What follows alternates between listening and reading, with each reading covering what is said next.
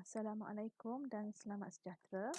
Okey, hari ini kita masuk bab terakhir untuk tingkatan 3 iaitu bab 10 penerokaan angkasa lepas. Okey, ini bab terakhir. Okey, yang pertama kita akan belajar berkenaan dengan perkembangan dalam astronomi. Okey, kita lihat perkembangan dalam astronomi. Okey, yang pertama kita lihat sejarah model sistem suria. Okey, ada beberapa model sistem suria. Okey, ada 3 model sistem suria. Yang kita belajar hari ini adalah yang terakhir. Jadi, sebelum wujudnya model sistem suria yang sekarang, ada beberapa dahulu model yang telah dicadangkan oleh beberapa ahli saintis. Okey, yang pertama adalah model yang dicadangkan oleh Ptolemy. Yang kedua Copernicus dan yang ketiga adalah Kepler. Okey. Kita lihat apa sejarah yang pertama. Okey, Ptolemy mencadangkan, okey, dia pada tahun 90 hingga 168 selepas Masihi. Jadi Ptolemy ini merupakan ahli astronomi, ahli astrologi dan juga geografi Yunani pada zaman Yunani dahulu. Okey, dia membina model geosentrik. Okey, model geosentrik. Okey, Ptolemy mencadangkan model geosentrik. Apa itu model geosentrik? Okey, sentrik merujuk kepada center, tengah. Geo merujuk kepada bumi.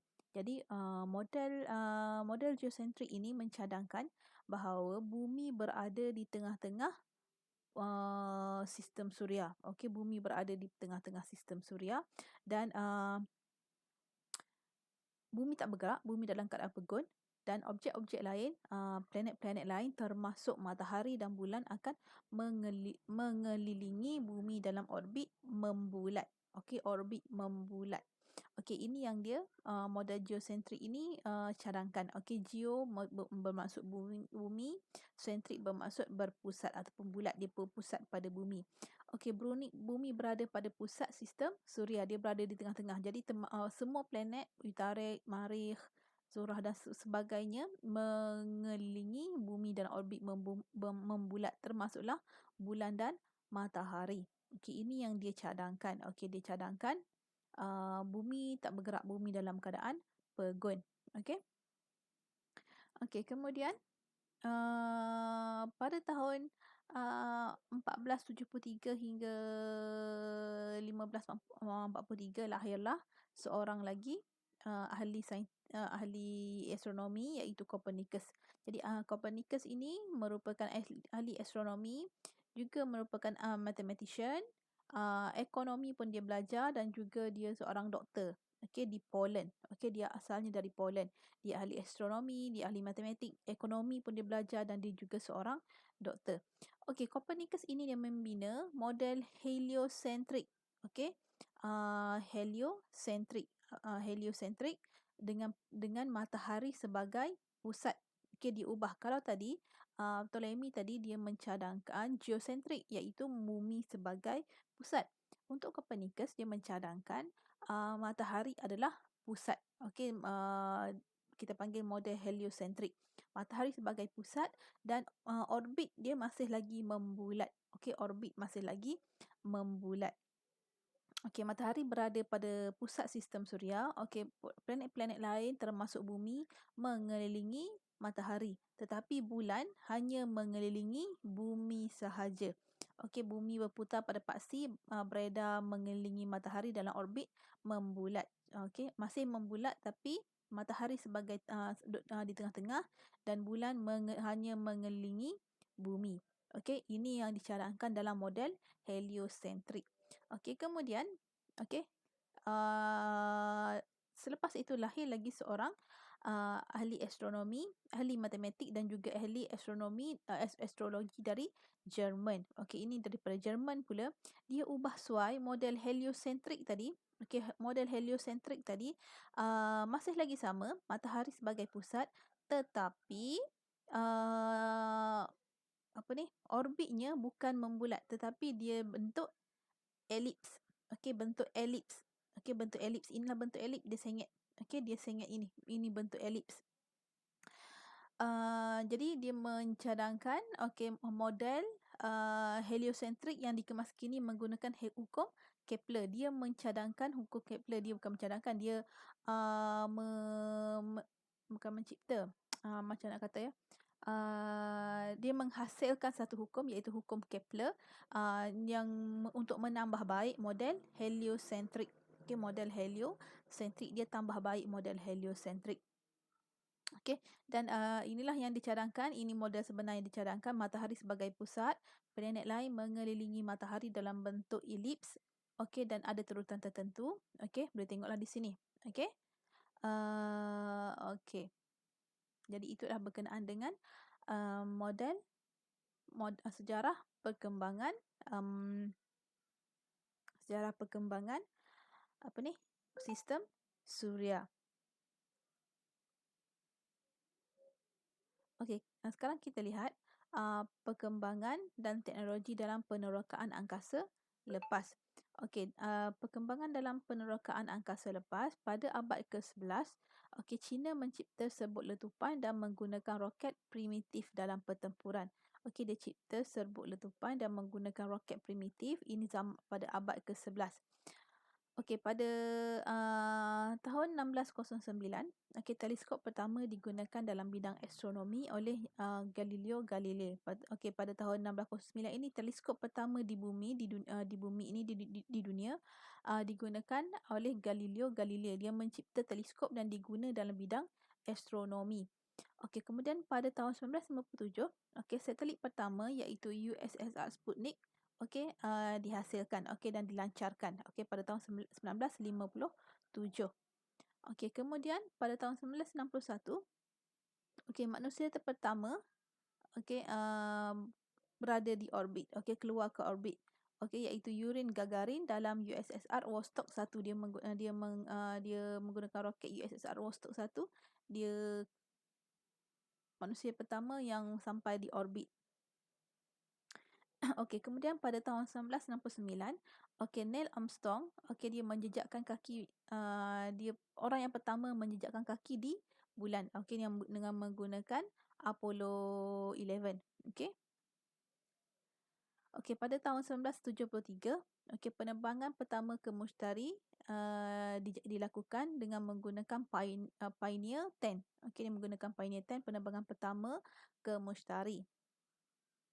Okey, pada tahun 1981, penerbangan pertama kapal angkasa ulang-alik US Columbia. Okey, ini kapal angkasa pertama yang bergerak ulang-alik. Okey, US Columbia. Okey, penerbangan pertama ke Neptune, pada tahun 1989. Okey, bumi menghantar penerbangan pertama ke Neptune menggunakan Voyager 2. Okey, dia menghantar kapal sahaja. Okey, dia menghantar drone sajalah, bukan manusia, tak ikut. Okey, dia pada tahun 1989 penerbangan pertama ke Neptune. Okey, pada tahun 1990, US melancarkan teleskop angkasa lepas Hubble dari angkasa lepas dari kapal angkasa ulang-alik Discovery. Jadi pada tahun 1990 ini, US melancarkan teleskop angkasa lepas yang pertama yang kita panggil teleskop angkasa lepas Hubble. Okey, dari kapal angkasa ulang-alik. Okey, dia lepaskan teleskop angkasa. Okey. Okey, kemudian pada tahun 1973, penerbangan pertama pula kita pergi lebih jauh, iaitu penerbangan pertama ke Mushtari. Okey, menggunakan Pioneer 10. Okey, kita hantar penerbangan pertama ke Mushtari untuk kaji lebih lanjut berkenaan dengan Mushtari. Okey, menggunakan Pioneer 10. Okey, pada tahun 2000, microsatelit Malaysia yang pertama, Malaysia pula pada tahun 2000, kita lancarkan microsatelit kita sendiri iaitu Tiongsa 1. Okey, Tiongsa 1 kita lancarkan. Okey, pada tahun 2002, Agensi Angkasa Malaysia ditubuhkan, kita panggil Angkasa. Okey, pada tahun 2011, Stesen Angkasa Antarabangsa ISS telah siap dibina dengan lengkap. Okey, jadi ISS iaitu Stesen Angkasa Antarabangsa siap dibina pada tahun 2011. Okey, 2011. Okey, ini adalah aplikasi. Kita lihat aplikasi teknologi dalam penerokaan angkasa lepas. Apa aplikasi-aplikasi yang ada dan apa kepentingan aplikasi ini? Okey, yang pertama adalah teleskop angkasa lepas. Okey, ini adalah teleskop angkasa lepas.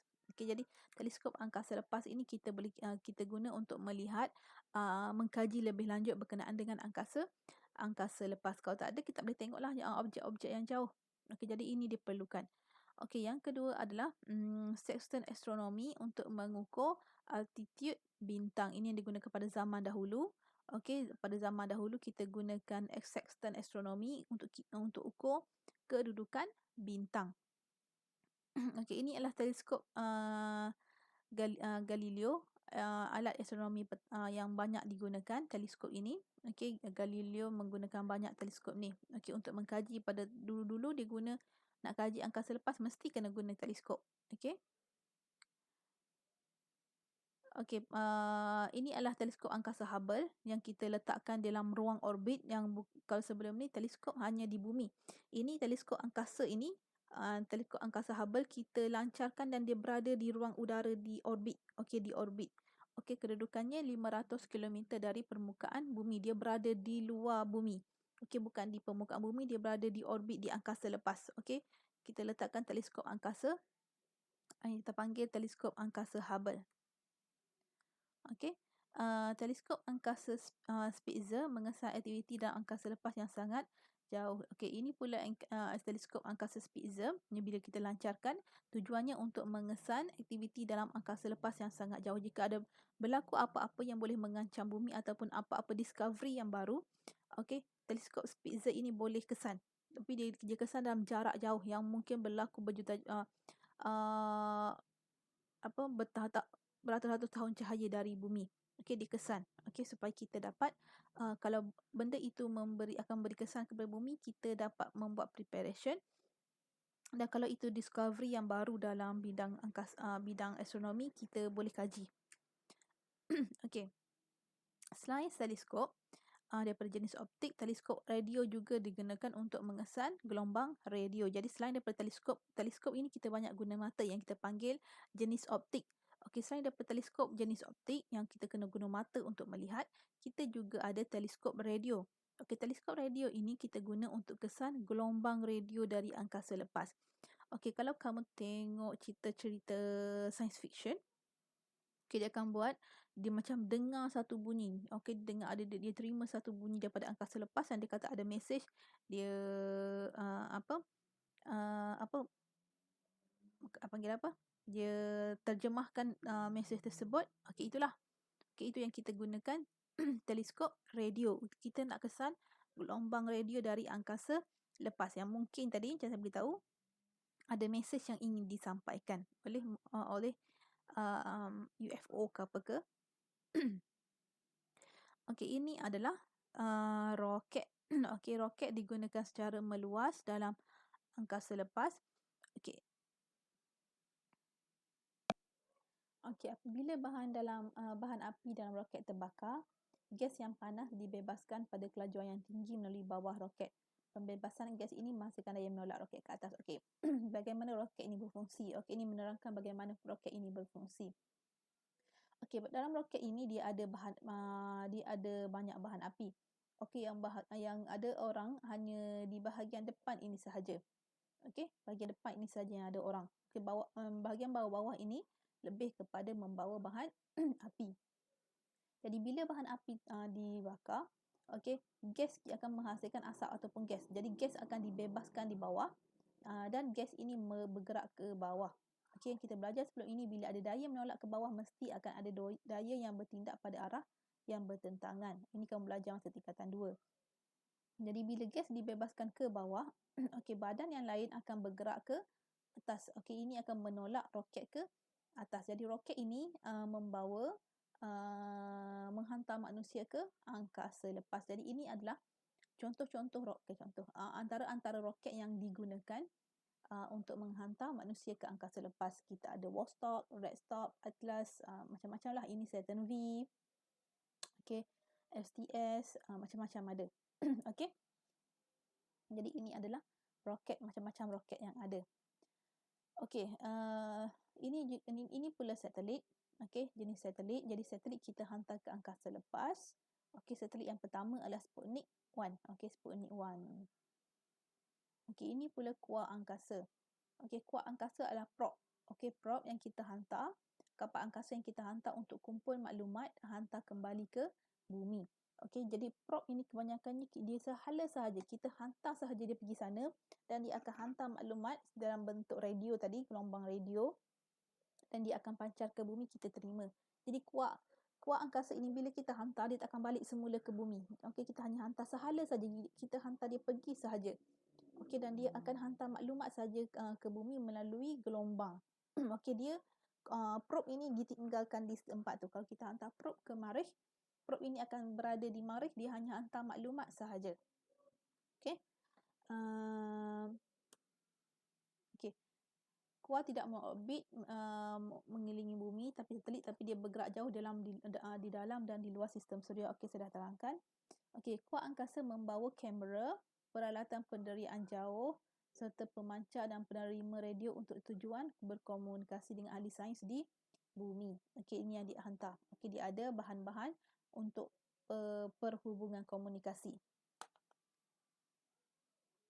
Okey, ini adalah remote sensing penderiaan jauh. Okey, apa tujuan penderiaan jauh ini? Okey. Tujuannya untuk mengumpul dan merekodkan maklumat dari jarak yang jauh. Jadi di Malaysia, alat penderiaan jauh ini kita pasang pada Tune-Sat 1 yang akan menerima atau mengesan cahaya nampak, sinar ultraunggu, sinar ultraunggu, sinar inframerah yang dihasilkan oleh objek di permukaan atau di bawah permukaan bumi. Jadi Tune-Sat ini dia kesan bumi. Okey, dia lihat pada bumi dan dikesan cahaya nampak UV dan juga inframerah yang dihasilkan di permukaan bumi. Jadi data yang dikumpulkan oleh Tune-Sat 1 ini akan dihantar ke dua buah stesen penerima data. Jadi di bumi pula ada stesen penerima data, iaitu stesen planetarium negara dan juga stesen misi kawalan. Okey. Jadi maklumat inilah yang kita akan guna, apa yang dikesan oleh Tune-Sat 1 ini akan diterima dan terima dan dianalisis data tu di stesen ini. Okey, teknologi penderaan jauh ini kita guna dalam bidang kehidupan seharian. Okey, ini ada contoh-contohnya. Yang pertama dalam bidang pertanian. Okey, dalam bidang pertanian kita nak kesan kawasan pembangunan pertanian yang sesuai. Okey, kita tahu Malaysia ataupun bumi ini sangat besar. Jadi kita ambil contoh Malaysia je lah. Kita nak cari kawasan pembangunan pertanian yang sesuai. Jadi kalau kita nak pergi teroka by feet, okey, susah. Jadi apa yang senang, kita gunakan Tune-Sat 1 ataupun satelit ini untuk cari lokasi yang sesuai. Okay, jadi bila kita pergi terus tuju kepada tempat yang tertentu sahaja. Okey, yang kedua, geologi. Dalam bidang geologi, kita nak kesan lokasi yang ada sumber mineral, susutan jisim dan juga susutan darat. Jadi kita guna satelit ini akan kesan. Okey, yang seterusnya adalah pengurusan bencana untuk mengenal pasti pencemaran dan pembakaran hutan. Okey, contohnya pembakaran hutan. Jadi satelit ini akan kesan di mana berlakunya peningkatan suhu yang berlebihan dan terus hantar maklumat ke Malaysia untuk kita terus tuju mana lokasi berlakunya pencemaran ataupun pembakaran hutan tersebut. Okey, juga dalam bidang pertahanan pula untuk kesan pencerobohan kapal, pesawat udara dan juga kenderaan musuh. Okey, ini yang dikesan pergerakan di udara dikesan oleh satelit. Okey, boleh? Okay, jadi itu sahaja untuk bab 10. Okey, sekian. Terima kasih.